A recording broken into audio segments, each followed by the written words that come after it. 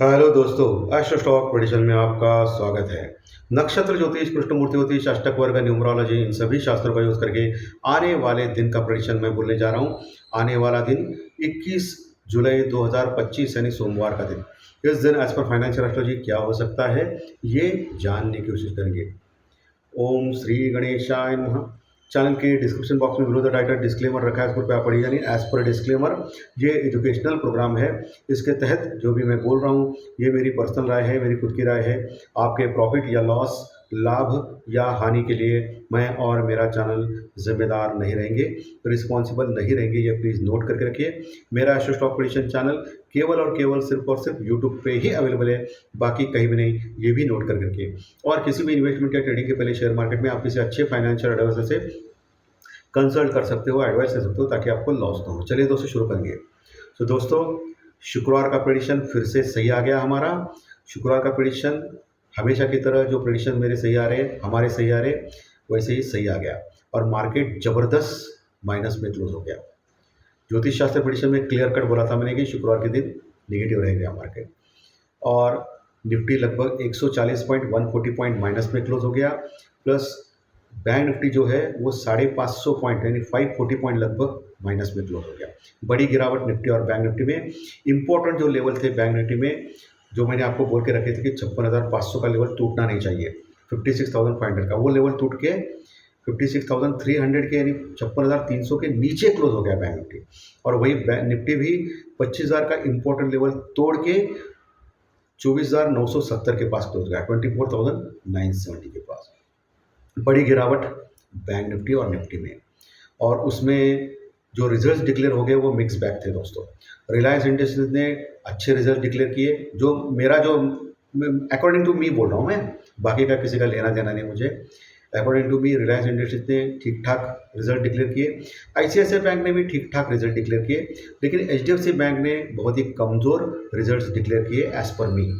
सो होगा क्या मंडे के दिन, एक जगह पे रिलायंस इंडस्ट्रीज जो है और आईसीआईसीआई बैंक थोड़ा सा सपोर्ट देने की कोशिश कर सकता है मार्केट को, दूसरी जगह एचडीएफसी बैंक जो है वो नीचे खींचने की कोशिश कर सकता है मार्केट को। वैसे बोनस डिक्लेयर हो गया, लेकिन बोनस का कोई मतलब नहीं होता है आजकल।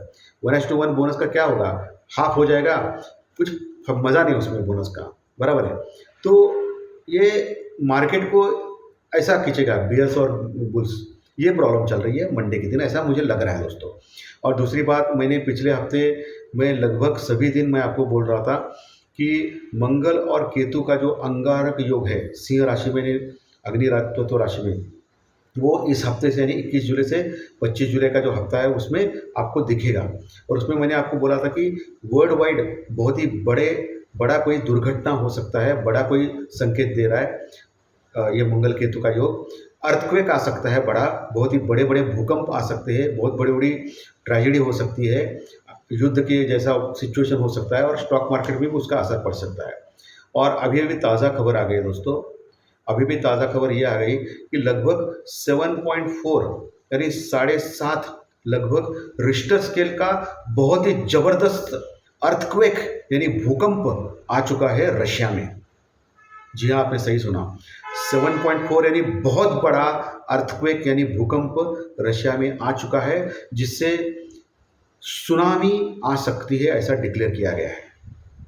और ये हम लोगों ने, मैंने जिस ज्योतिष शास्त्र प्रेडिक्शन के जो चैनल है उसके जरिए मैंने पिछले हफ्ते ही प्रेडिक्ट किया था कि इस हफ्ते ऐसा हो सकता है, ये आने वाले 7-8-10 दिन में हो सकता है, ऐसा मैंने क्लियरली बोला था। और फ्राइडे से ये योग चल रहा है दोस्तों, अंशात्मक योग का, मंगल केतु का। अब देखिए, अब संडे को आज न्यूज़ आ गया, अभी वक्त है, अभी 10 दिन है, अभी अभी अगले फ्राइडे तक, अब अगले संडे तक ये योग है, 7 दिन अभी भी। सो आप देख सकते हो ज्योतिष शास्त्र कितना महान है। हमारे ऋषि मुनि जो है प्राचीन, उन्होंने लिख के रखा था, या अभी अभी हम लोग जो स्टडी कर रहे हैं उसके ऊपर पता चल रहा है। ज्योतिष कभी झूठा नहीं हो सकता है दोस्तों। हम लोग गलत हो सकते हैं, हमारा अभ्यास कम पड़ सकता है, लेकिन एस्ट्रोलॉजी कभी भी गलत नहीं हो सकता। आप देख सकते हो, हमारे प्रेडिक्शंस भी देख सकते हो, लगातार जैसे सही आ रहे। इसका मतलब ये नहीं कि 100% सही आ रहे, मैं कतई नहीं बोलूँगा। 10 में से 80-90% सही आ गया तो भी बहुत हो गया। और अभी आप देख सकते हो, एक आध दूसरा खराब हो गया तो लगातार वैसे प्रेडिक्शन मेरे सही आ रहे, आप पिछले कई हफ्तों से चेक कर सकते हो। प्लस ये अर्थक्वेक का जो देखिए प्रेडिक्शन, जो मंगल केतु के कारण, अंगारक के कारण बना है, ऐसा मेरा दावा है।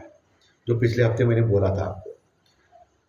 सो दोस्तों, बहुत ही अलर्ट रहिए इस हफ्ते में भी, स्पेशली जो अग्नि तत्व की राशि है, मेष राशि, सिंह राशि और धनु राशि, और बाकी सभी राशियों के लिए मैं चेतावनी दे रहा हूँ कि एक्सीडेंट के योग भी बहुत सारे दिख रहे हैं मुझे, मंगल केतु के अंगारक योग के कारण।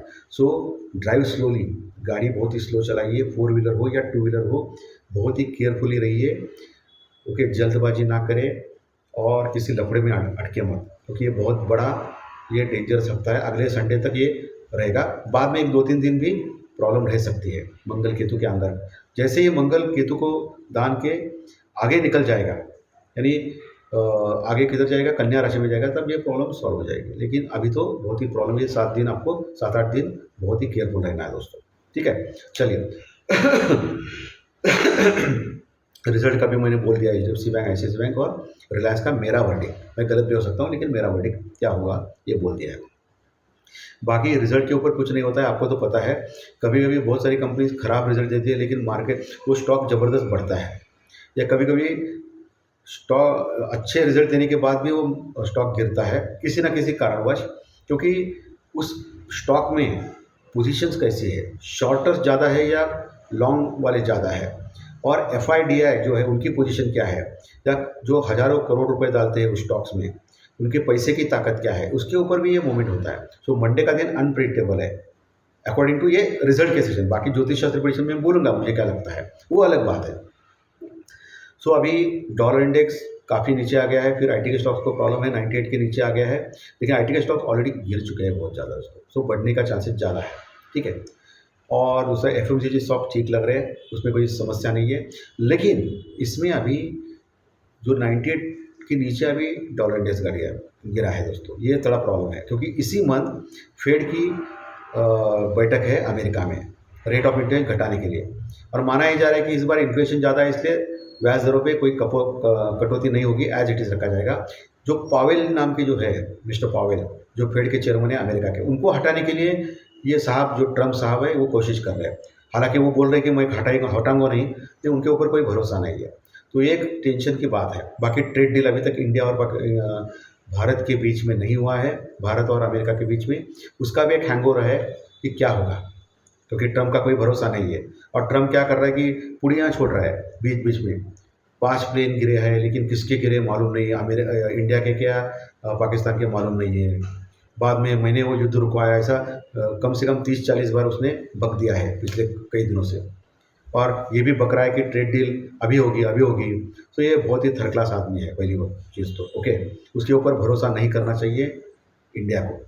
और नरेंद्र मोदी जी करेक्ट कर रहे हैं, मोदी जी बराबर उसको अवॉइड कर रहे हैं, क्योंकि मोदी जी को भी पता चल रहा है कि ये अभी फ्रेंड नहीं रहा है, अभी ये अभी फ्रेंड नहीं है हमारा, ये पाकिस्तान के पक्ष में ज़्यादा झुका है।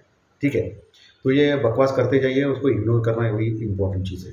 ठीक है, बाकी पुट कॉल रेशो जो है काफ़ी नीचे आ गया है, अभी ओवरसोल्ड के आसपास आ गया है। निफ्टी का 0.70 के आसपास, 70-75 के आसपास है, अभी अच्छा खासा नीचे आ गया है। तो एक बाउंस बैक बनता है मार्केट में, ये आप ध्यान में रखिए। वही बैंक निफ्टी का पुट कॉल रेशो भी काफ़ी नीचे आ गया है, वो भी 0.70 के आसपास आ चुका है। सो पुट कॉल रेशो भी नीचे है, लेकिन इम्पोर्टेंट जो है इंडिया में जो डर का इंडेक्स, वो ज़्यादा घटना चाहिए, वो घटा नहीं दोस्तों, सिर्फ 1-1.5% घटा है, अभी भी 11.5 के पास है। ये थोड़ा गड़बड़ है। मार्केट अगर इतना नीचे गिरता है तो डर का इंडेक्स भी गिरना चाहिए, लेकिन गिरा नहीं है। इसका मतलब मार्केट अभी भी टेक्निकली स्ट्रांग है। ओके, मैंने आपको बोला था कि पहला जो सपोर्ट है निफ्टी के ऊपर, वो 24,900 का स्ट्रांग सपोर्ट है। वो टूटने के बाद 24,800, 850 ये 2 स्ट्रांग सपोर्ट है। जब तक ये 24,800 का जबरदस्त सपोर्ट जो है पुट राइटर्स का, वो टूटता नहीं है, तब तक डरने वाली बात नहीं है। बाय ऑन डिप का मार्केट है, सीधा सीधा मतलब है। और अभी भी देखिए आप, 24,900 के आसपास आ गया था, लेकिन नीचे से बाउंस बैक करके वो 24,970 के आसपास पहुंचा है निफ्टी। और बैंक निफ्टी में जो सपोर्ट है, वो इम्पोर्टेंट सपोर्ट, वो 56,000 के पास है, 56,000 के पास। मैंने आपको बोला था कि 56,500-600 टूट गया तो डायरेक्टली 56,000 के आसपास जा सकता है। लगभग वही है अभी 56,300, वहाँ एक सपोर्ट है। अगर उधर रुक गया है बैंक निफ्टी तो अच्छा है, नहीं तो गिरेगा। 56,000 के नीचे गया है बैंक निफ्टी तो बहुत बड़ी गिरावट संभव है। आने वाले समय में 55,000 तक भी जा सकता है बैंक निफ्टी, ये आपको ध्यान रखना है। ऊपर 56,500 का भी रजिस्टर रुकआउट बन सकता है कल के लिए। 57,000 यानी 57,000 का भी रजिस्टर रुकआउट अभी बन गया है बैंक निफ्टी में। ओके, कॉल राइटर्स अभी जबरदस्त ऐड हो गए जैसे ही इसमें। अभी बैंक निफ्टी के ऊपर क्यों ध्यान है, क्योंकि मंडे के दिन आईसीआईसीआई बैंक और एचडीएफसी बैंक के रिजल्ट के ऊपर रिएक्ट करेगा बैंक निफ्टी। और वो थोड़ा सा निगेटिव ज़्यादा रिएक्ट कर सकता है। वैसे निफ्टी थोड़ा सा ठीक है क्योंकि रिलायंस का रिजल्ट ठीक ठाक आ गया है, लेकिन फिर से मैं बोल रहा हूँ ऑपरेटर्स के ऊपर है दोस्तों, ऑपरेटर्स क्या खेलते हैं उसके ऊपर है। बाकी 25,000 के पास स्ट्रॉन्ग रेजिस्टेंस वर्कआउट है। कल भी एक बार फ्राइडे के दिन भी निफ्टी एक बार 25,000 के ऊपर जाने की कोशिश किया था, लेकिन वहाँ से फिर नीचे आ गया क्योंकि 25,050 के ऊपर बड़ा रेजिस्टेंस वर्कआउट है, क्योंकि वहाँ कॉल एड्रेस है। जैसे उसको क्रॉस करके 25,050 के ऊपर निकलता है निफ्टी, तो 25,200 250 तक जा सकता है। फिर वहाँ रजिस्टेंस वर्कआउट है 25,200 250 के बाद 25,250 के ऊपर गया तो बड़ी शॉर्ट कॉर्नर रैली संभव है बैंक निफ्टी में। लेकिन टेक्निकली क्या बोल रहा हूँ मैं, 25,000 के नीचे लगातार 2 दिन क्लोज किया तो बेरिश है निफ्टी, ये ध्यान में रखिए। वैसे ही 56,500 जो है 56,500 उसके नीचे लगातार 2 दिन क्लोज किया बैंक निफ्टी तो खराब है। अभी सिर्फ एक दिन का क्लोज हो गया है, अभी मंडे का क्लोज इंपॉर्टेंट है। मंडे को अगर बाउंस बैक करके उसके ऊपर गया फिर मार्केट में तेजी आ सकती है, ध्यान में रखिए, ठीक है। बाकी एफआई और डीआई दोनों ने बाइंग की थी शुक्रवार के सत्र में, ये अच्छी बात है, ये एक प्लस पॉइंट है। अभी देखना पड़ेगा कि मंडे के दिन एफआई क्या करती है, क्योंकि ये बहुत हेवीवेट स्टॉक है, ICICI बैंक हो, HDFC बैंक हो या रिलायंस हो। अभी उनमें से पोजीशन कैसे करता है सब कुछ एफआई के ऊपर डिपेंड है, देखना पड़ेगा। और हमारा डीआई भी है सपोर्ट करने के लिए मार्केट को, तो डरना नहीं है आपको, ठीक है। तो चलिए अभी ज्योतिष शास्त्र प्रेडिक्शन के ऊपर आते हैं। तो 21 तारीख 2+1=3, बृहस्पति गुरुदेव का अंक है एज पर न्यूमरोलॉजी, और सोमवार का दिन है, अच्छा है, प्लस है। चंद्रमा और गुरु अच्छा है एज पर न्यूमरोलॉजी। सुबह 9 बजे एज पर कृष्णमूर्ति ज्योतिष चार्ट केपी चार्ट सिंह लग्न की कुंडली है, और चंद्रमा आपको देखेंगे वृषभ राशि में, शुक्रदेव के राशि में, और शुक्रदेव अपनी खुद की राशि में वृषभ राशि में बैठे, यानी चंद्र और शुक्र का युति हो गया है, ये बहुत ही अच्छा योग है। और यहाँ चंद्रमा अपने नक्षत्र में, खुद के नक्षत्र में, रोहिणी नक्षत्र में, वो और अच्छा योग है। लेकिन यहाँ एक निगेटिव चीज़ है, शनिदेव की पूरी दृष्टि चंद्रमा के ऊपर पड़ रही है, ये खराब है। लेकिन नक्षत्र सब लॉर्ड यानी उपनक्षत्र में एज पर केपी चार्ट उसकी योग नक्षत्र लॉर्ड और चंद्रमा का देखने के बाद अष्टक के पॉइंट कैलकुलेट करने के बाद मुझे लग रहा है, मेरा पर्सनल ओपिनियन है कि मार्केट तेजी भरा या पॉजिटिव रह सकता है कल के दिन। लेकिन यहाँ एक ध्यान में रखना है, पॉजिटिव या तेजी भरा मैंने बोला है, लेकिन यहाँ शनि की दृष्टि चंद्रमा के ऊपर है, ये निगेटिव है, प्लस अष्टक वर्ग के पॉइंट कम आ गए दोस्तों। बाकी के योग अच्छे हैं, अष्टक वर्ग के पॉइंट कम आ गए, इसलिए हो सकता है मार्केट में एक डिप मिले, मार्केट में बड़ा डिप, लेकिन वो डिप मिलने के बाद मार्केट में तेजी से रिकवरी आ सकती है नीचे से इंपॉर्टेंट सपोर्ट से, जो अभी मैंने सपोर्ट डिस्कस किया आपको निफ्टी और बैंक निफ्टी का, और वहाँ से मार्केट उठ सकता है, ऐसा मेरा अंदाज़ा है, मेरा अनुमान है, ये मेरा अनुमान है, प्रेडिक्शन है, ध्यान में रखिए, ओके। जो भी आपको ट्रेडिंग करना है या इन्वेस्टमेंट करना है, आपके फाइनेंशियल एडवाइजर से कंसल्ट करके करना है। चलिए अब दोस्तों चंद्र राशि के अनुसार आपका कल का दिन कैसा जा सकता है इसके बारे में डिस्कस करिए। जिनकी मेष राशि है उनको मिक्स जा सकता है, वृषभ को अच्छा, मिथुन को अच्छा, कर्क को मिक्स, सिंह को खराब, कन्या को खराब, तुला को अच्छा, वृश्चिक को खराब, धनु को खराब, मकर कुंभ को अच्छा, और मीन राशि को खराब जा सकता है। ये मैक्सिमम 80% सही मानिए, क्योंकि आपकी खुद की जन्म कुंडली इंपॉर्टेंट होती है। चलिए अभी अंक शास्त्र यानी न्यूमरोलॉजी यानी संख्या शास्त्र यानी आपकी डेट ऑफ बर्थ, आपकी जन्म तारीख, उसके अनुसार आपका कल का दिन कैसा जा सकता है इसके बारे में डिस्कस करेंगे। जिनकी डेट ऑफ बर्थ जन्म तारीख 1 तारीख, 10 तारीख, 19 तारीख है या 28 तारीख है, उनको अच्छा जा सकता है। 2, 11, 20, 29 डेट वालों को अच्छा जा सकता है।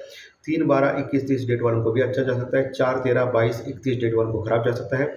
जिनकी डेट ऑफ बर्थ 5 तारीख है, 14 तारीख है या 23 तारीख है, उनको खराब जा सकता है। 6, 15, 24 डेट वालों को भी खराब जा सकता है। 7, 16, 25 डेट वालों को मिक्स जा सकता है। 8, 17, 26 डेट वालों को भी मिक्स जा सकता है।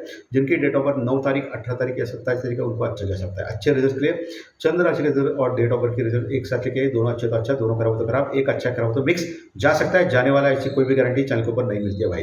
ये दिशा दर्शी शास्त्र है, इसका यूज़ करके आपको आगे बढ़ना है।